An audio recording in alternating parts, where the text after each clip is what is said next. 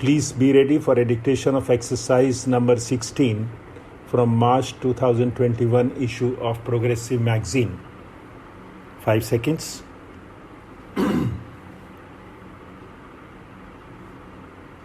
Start.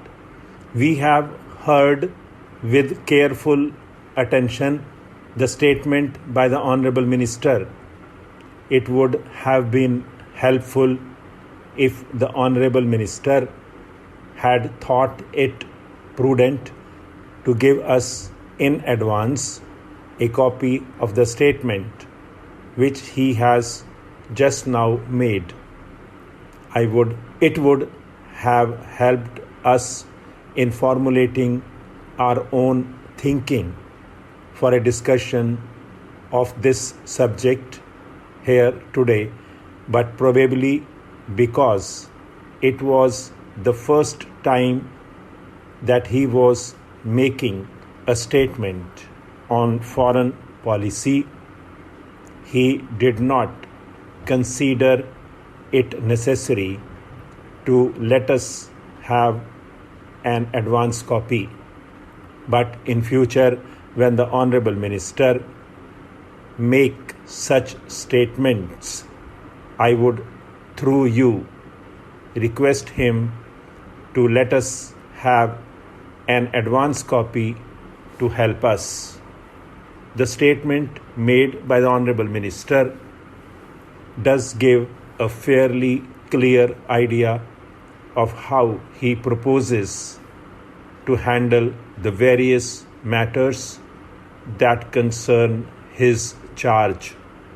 I must commend the transition of a leader of the opposition who used to be fairly critical of the policies followed by the Ministry of External Affairs to the position of being in charge of this ministry handling the foreign relations of the country. I sometimes feel a little jealous of the Honorable Minister because though he may be facing complex and delicate problems in handling our relations with foreign countries, as far as this House is concerned, he would normally get our generous cooperation and support. This has been a historical fact that over the last 50 years, generally, this Honorable House has extended its fullest support and cooperation to the government in its functioning and handling of the relations of this country. I consider this to be natural because foreign relations are in a sense projection of the self-interest of the country. Surely, by a change of government, the interests of the country do not change. And so, we are happy that the new government has given this House and the country an assurance that they will pursue the policies that have been the bedrock of the foreign relations of country. There are certain basic fundamental principles which have gone into the formulation of our foreign policy. It is, in a sense, a development of the national movement of the country, of the struggle for freedom. I may point out that it has been this country's endeavor all along to support the freedom movement of various countries in the world of people from colonial rule. Sir, it has been the practice that we have always thrown our weight against discrimination on the basis either of color or religion anywhere in the world. We have also emphasized very often that we cannot be silent spectators when majority communities in the countries are oppressed and ruled by racial minorities. Southern Africa is an area which continues to draw our attention and concern.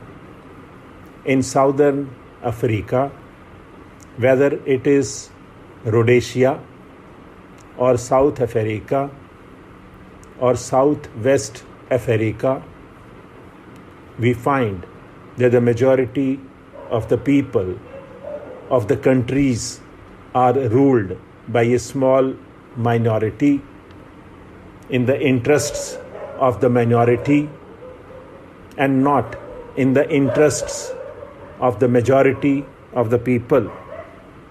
Our entire foreign policy, as I have said, is based on our ideological commitment and is an extension of India's struggle for freedom and national liberation.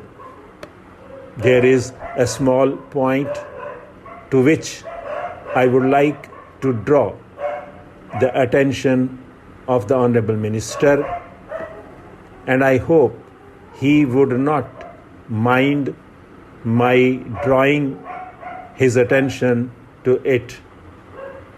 I do it only because it appears in the report of the Ministry of External Affairs, though I was a little surprised.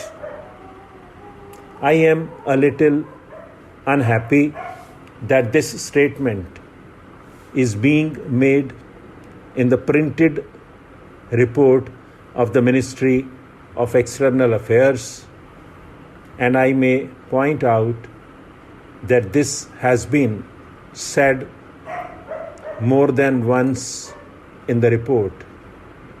Why this was emphasized and what does it imply? Did the Honorable Minister or any member of his government or any executive of the Ministry of External Affairs ever think that in a democratic country like ours, after the elections, which have always been free and fair, the change in government would not be peaceful? Did he have any doubt about it? Are we not overplaying this peaceful change? Are we not hereby exhibiting our own doubts about the normality of the change which comes about in every democratic country of the world? Apart from a brief and unfortunate 2-year lull, and here I am referring to the earlier period, there has always been normal democratic functioning in our country.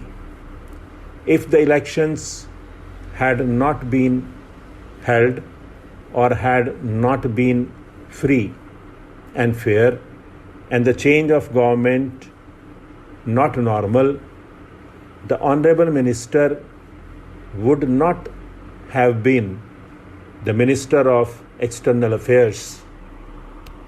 In any case, I do not think we should give too much importance, at least in our various printed reports about the so-called peaceful change. What we say on our political platforms outside is different.